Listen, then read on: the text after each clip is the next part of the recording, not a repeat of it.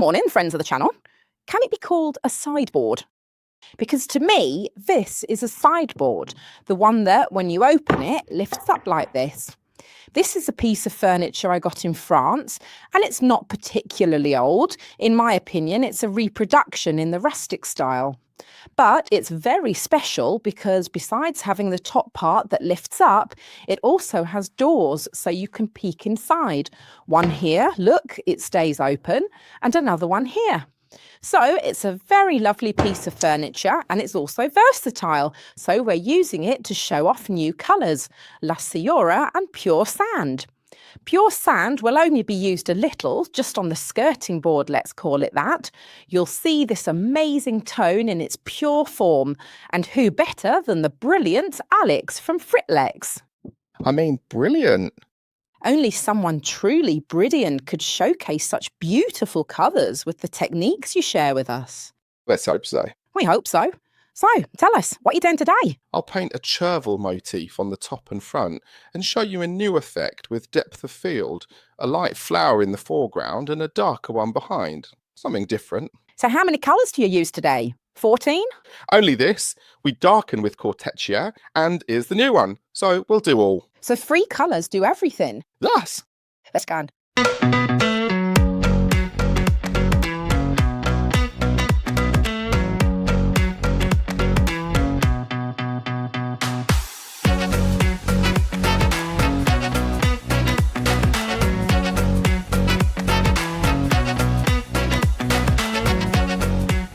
Take advantage of me today. Use me. And you done? No, that's not me. I would like to be your base today. I'll do the first 2 coats of colour, then you can finish the rest, since you're busy getting work done and getting ready for the live later. I feel like a star. You are. So Emma and I will start by putting tape where we don't want to get paint. First coat, second coat, everything two-tone. Then, once it's just right, we'll call him in so he can do his decoration. What more could you want from life? I'm off to have a coffee. Well done. For this very first step of the process of applying the colour, we're using a combination of the roller and the Tester Quadra brush, which is a really versatile brush and will be incredibly helpful for us to get a high quality professional finish. We mainly use it to paint the recesses and the little nooks, whereas with the roller we go over the flat areas. Why am I using the roller? Because I want to prepare a lovely velvety base for Alex where there aren't too many brush marks. This way, he probably wouldn't notice the difference anyway because he's very skilled. But like this, the design will look even better because the base is nice and even. So I've stirred the paint well. Now I'll pour a little into my tray and we'll use a medium pile roller. Let's get the roller properly loaded up, giving it plenty of time to soak up the paint for a second while I start with the edges, along the sides and all of the recesses. So I dampen it and leave it here for a moment to absorb a bit of paint. Always remember that this is an important part of the roller. You bring it here, set it down and lock it in place so it doesn't fall and the handle doesn't get dirty. I take a bit of paint and do all the edges. This shade of mauve has really, really wonderful coverage. It's important, elegant, and so I'm very pleased that Alex is painting by hand today because he's teaching us some really good little tricks. As I was explaining earlier, with the brush, you only do the recesses because then I go over everything with the roller and paint everything. Emma, what do you think? Would you like to carry on? Yes? Emma carries on with the brush, I'll continue with the roller, creating a lovely, smooth and velvety surface. Please use pure colour, don't dilute it. And please don't press too hard, so level out the paint nicely so it covers well and doesn't drip, obviously. But don't go pressing down on the roller because if you do, it'll leave marks. Final coat, always smoothing, perhaps getting rid of any uneven patches.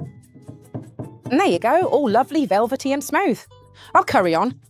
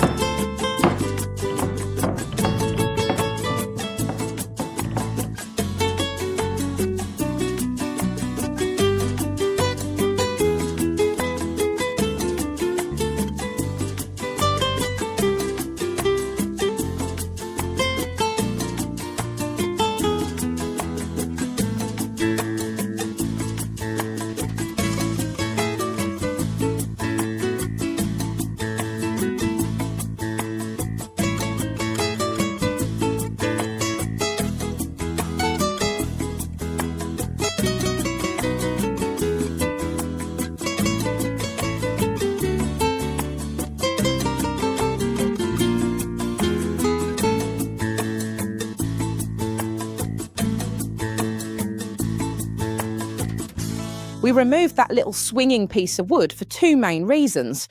Firstly, because it was ruining the paint and you couldn't adjust the height as it had a fixed screw inside and couldn't be loosened, so it was always attached to the furniture. Secondly, because we didn't really like it. Before Alex sees it, let's put the handles on so maybe he won't notice. Did you take the measures, Emma? Yes.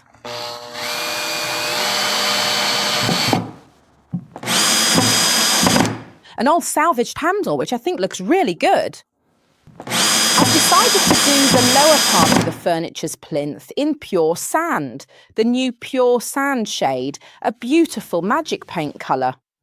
I use the Architetto brush for a simple reason, because as well as painting, I can come here and do a straight edge.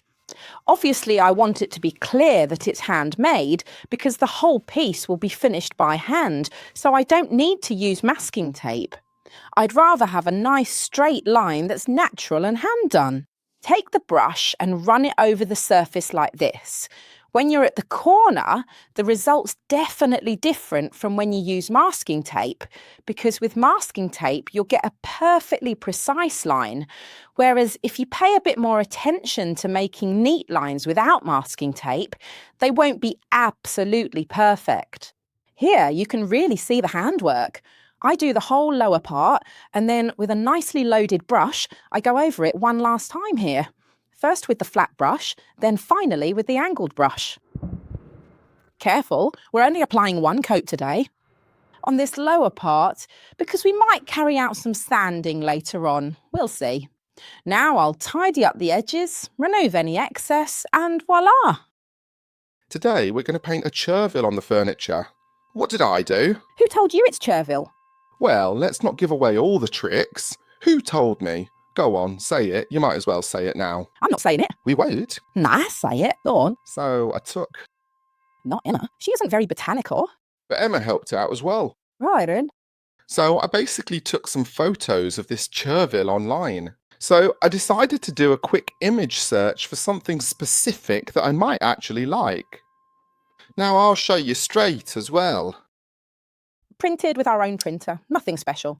Yes. They're just simple prints, just to give us an idea. This is basically the foundation, the idea of what I want to do by hand here. So there won't be any pencil, nothing at all, just straight in with a brush.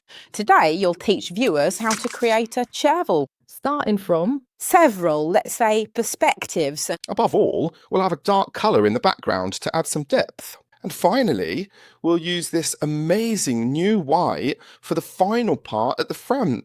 So it'll be very modern, but with an ethnic touch. First, let's show how you mix the colours. You start with 3 magic paint colours, but make them lighter or darker as needed. Yes, we started with the base, which is this new Sciura, this colour, let's say this lilac, this purple. No, a mauve. A mauve? This is a very beautiful mauve, but I need to make this colour a little darker here. I don't use Marie Parisienne because it would be too violent, too dark. I'd like to warm it up and make it a little shady. So I take this and some Corteccia. All right. So I take a bit of Sciura, I put it in my container, I make just the right amount for my designs. Just be careful not to make too little, because if you need to do a few more flowers, you'll have to make it again, and it will never be exactly the same. Oh, they're good. They make it the same. Don't worry. It's like making cakes. You eyeball it, right? Well, actually not. But it's better to weight cakes than magic paint. So you see, I was right. So it's better to tidy up. You just need to use spoonfuls at most. Then I add a bit of Corteccia.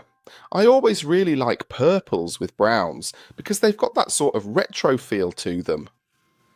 Well, alternated with a pure sand row, they'd look really good too. So a row of Corteccia, a pure sand one, and a Sciura row. With this lovely mauve of ours, in my opinion, it's beautiful.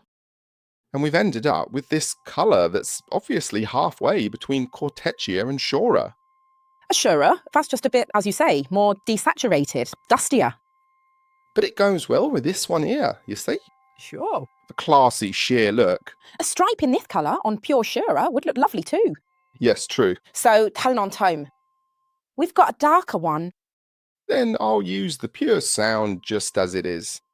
So we're using this white, which isn't an optical white. It's already a very beautiful, very distinctive white, but on the Sciura, it will become very bright. So there's this brightness. Sometimes I recommend doing this step with a brush if there's less colour, because it breaks everything up nicely. You scrape it well. Shall I stir that for you? Let's add a little drop of water, just because I need this colour to work a bit better with the brush. Then add a little drop of water and, using the brush, stir it well so the whole magic paint mixture breaks up. This is a trick I always use myself. So giving the colours a good stir with the brush isn't, let's say, a sin just because the ferrule gets dirty. Because, let's be honest, people are obsessed with not dirtying the ferrule. They go and put tape on the ferrule. Shame they don't just put it on the ferrule, but also on the bristles, so then the bristles can't do their job anymore, you see. So no, don't put tape on the bristles or on the ferrule. The ferrule can be washed, it's not a problem. Just use a nail brush to clean it. I usually go quite rustic with it, like this. I really do go for it. Yes! In a really good, proper way. As you know, this colour needs to be perfectly mixed. He wants a perfectly creamy mixture, so I'll do that. Now, show us the pure sand instead. Yes, so I use the pure sand exactly like this. So I'll put a bit into the container. Use it from there too if you like. I don't want to get your jar dirty. That's advice I always give as well. Set some of the colour aside. Make sure the jar doesn't get dirty. Keep it clean. And above all, maybe with a little cloth, clean the side as well, like this. So that the jar stays clean for ages. So let's take another brush, maybe this one I used for cleaning, and add a little drop of water. How much water? I just eyeball it, meaning... How does Elisa say it? Just random. Random? We're using two pointed brushes, the ones you made after I kept pestering you, and you created this amazing line. One is new, it's a size 12, so I'm lucky enough to use a new brush, and the other is a size 6. It's not new, but it's very well kept. What did you do? I put gel on the tip, just like you said. So hair gel after you've washed the brushes. Hairdressers have less trouble doing a style than we do maintaining our brushes, because between washing them with the right soap, brushing them with the right brush, fabric softener, a net to hold them in place, upside down, and then the gel at the end to get the perfect brush tip. But you surprised me. I mean, honestly, I arrived with all the brushes done with gel. Honestly. What a standard. Right, I'm taking brush number 6, which is the pointed one, and I'm going to create basically some branches in the background. So I don't need to try to stay straight. Also, just look at how the colour has that see-through effect. I'm going to create these branches that are a bit soft, not completely straight. And I go all the way to the end. In this way, I'll actually create a sort of shadow for all these chervil leaves that will be at the back. So less defined, but still with the same shape as the ones at the front. Always remember that if an element is at the back, this element must be smaller than the one in front. So when I go to create an element in the foreground, it needs to be bigger. This way we really get a sense of depth just by using one colour. Now I'll do one here in the centre, so I can explain how to handle the lines. Personally, I like it, since it's something decorative, even if it ends up standing out a little. It's a bit like the difference between sticking something on or drawing it, so it changes the way I go about decorating the piece of furniture. Here, I create elements like this, using the tip of the brush, so your hand always glides over the surface. We have the advantage that this colour, once dried with a hairdryer, won't stain anymore. But now I need to stay calm and do all these, let's say, petals. I'm trying to make small brush strokes close to each other, really giving the impression of this chervil. So I don't need to be precise, but the brush stroke, graphically speaking, will already give the impression that the shadows made up of this flower. A little trick is not to fill it all in and to leave some areas where the background shows through and where I can perhaps work with some smaller branches in this way. Another trick is not to make them all at the same height. So if I do one here, I'll do the others a bit higher up, and in this case I'll do another one a bit lower down. I always go on to make my petals like this, with lots of brush strokes close together, and they create this sort of grouping. I also create a few like this behind and at the ends of the branches. You should always take extra care because the colour changes slightly as it dries, and here we only want a subtle shadow effect, so it really shouldn't be something that's overly noticeable right now. I take the size 12 pointed brush, load it with some paint, and I try to use the brush to create the leaf shape in one go, so I go ahead. Pressing the brush down to already create the leaf I need. It's not exactly the leaf of chervil, but that's exactly the effect I wanted. When the leaf turns out a bit broken, without colour, I actually like it even more.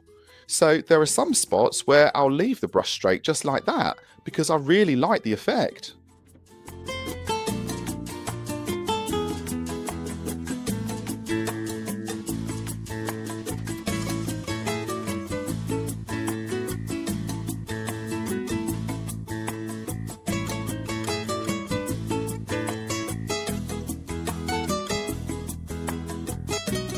Just always make sure that each layer is dry before moving on.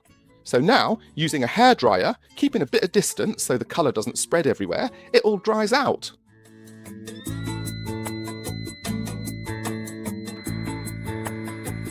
Now I'm going to grab the brush. It's a size 12.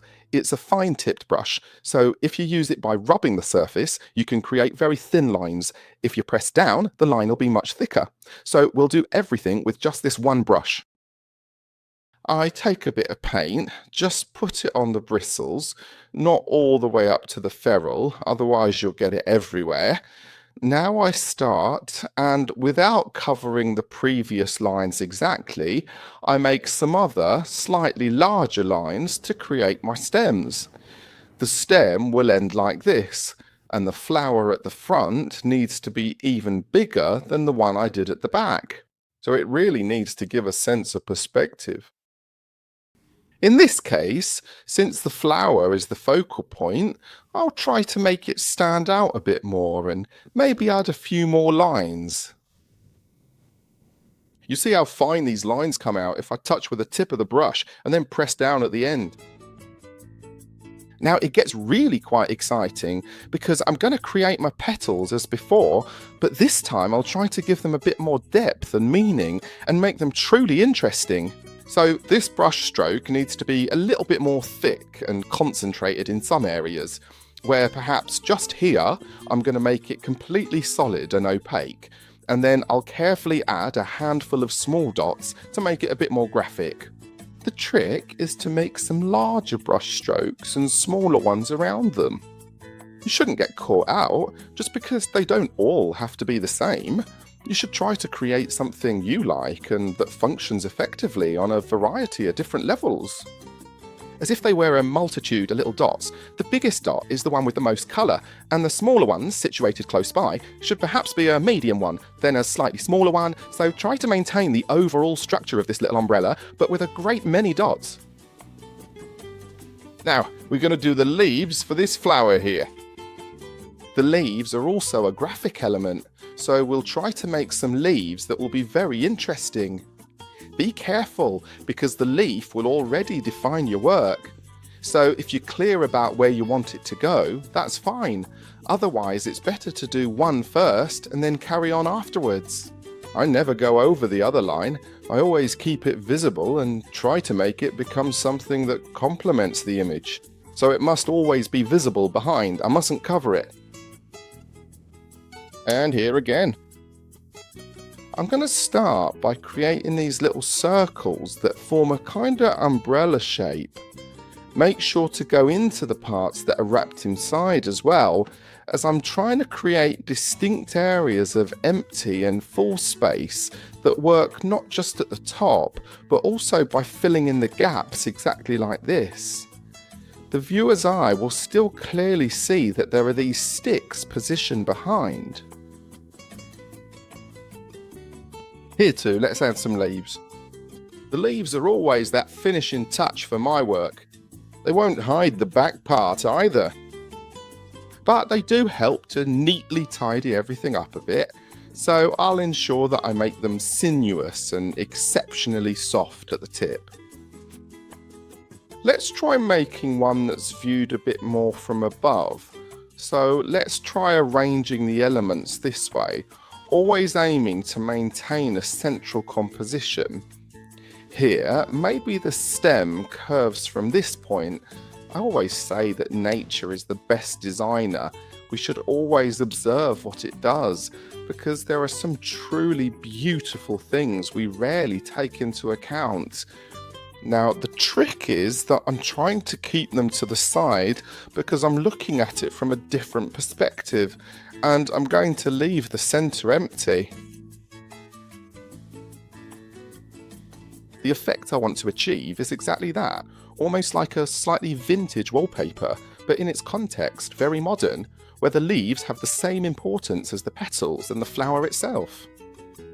So this movement, with the flowers at the top and the leaves below, will give me a lot of brightness because they're white, and above all, movement. Right, I've done those at the top part. Now I'd also like to do these ones here, a bit more central, and I'd like to overlap them. So don't be afraid to do something that overlaps a bit with the leaves and is slightly lower down. So we're still going to create these delicate lines that radiate outwards, but this time they'll also extend slightly further onto the leaf. There we go. Even if you've already got the leaf, still do these effects with the brush, making some dots bigger, some smaller, because even if it's tone on tone, it will show. In this case, this is the open version of the flower, where there are absolutely no marks inside. But then I want to do one over there as well, in the same way. So even though there are these here, maybe down here at the bottom, I'll recreate this one. And here as well, even though we have the leaves, always try to stay a bit more on the purple. But don't worry if there's this part on the white, because it still shows up very well. Now the upper part's finished. If you look, there are areas where the white overlaps and you can still see it.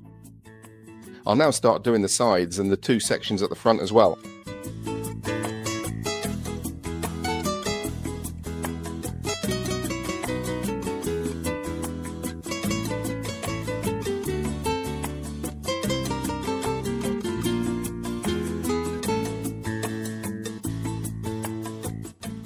While Alex has gone out to take a phone call, I want to surprise him and do a decapé.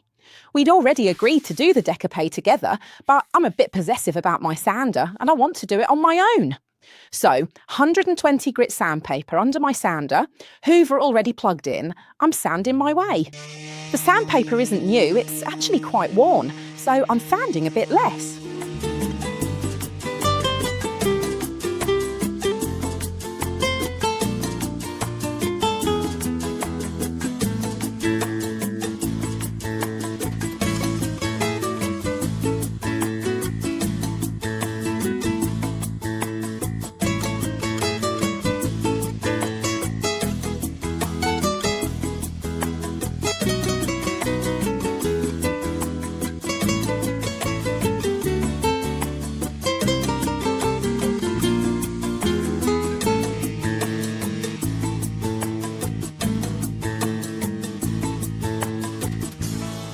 Where did you go? Me?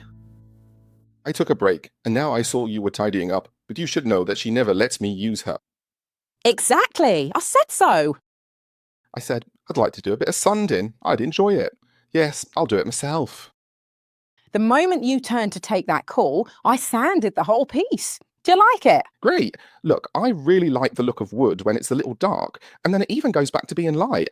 I mean, this was just the perfect piece of furniture for this level. Changing the handles was good too. That's a nice touch. In my opinion, it also complements things a bit. I mean, this is another piece of furniture. Voila. Beautiful, clean, smooth, refined. Nicely finished. Because in my opinion, the application is always very important. This morning, I know I stressed you out when I started roller, brush, be careful, drips, first coat, second coat, but I keep saying that in my opinion, the finish is important, the illustration is important, but the paint also needs to be applied properly, with care. Now, let's put the wax. Well, we showed it on top, but you saw we have done the sides and the front as well, right? Right, off you go then. You'll do the front. There, well done. I'll do this side. As usual, we're going to use Leggendaria Wax because when there's a decapé finish, when there's such a lovely soft restyling, I like to protect it with wax. Also, because this isn't going to be a kitchen, it's not a piece of furniture that's going to get a lot of wear and tear, it's not like you're cleaning a piece like this every day. So in my opinion, the wax here is the added value. It leaves a beautiful finish. And then, since I've also used the sander, obviously I've got a very, very smooth and velvety texture. So please, always remember to use a brush that's just for wax, oil or restorator. Don't use the one you use for paint.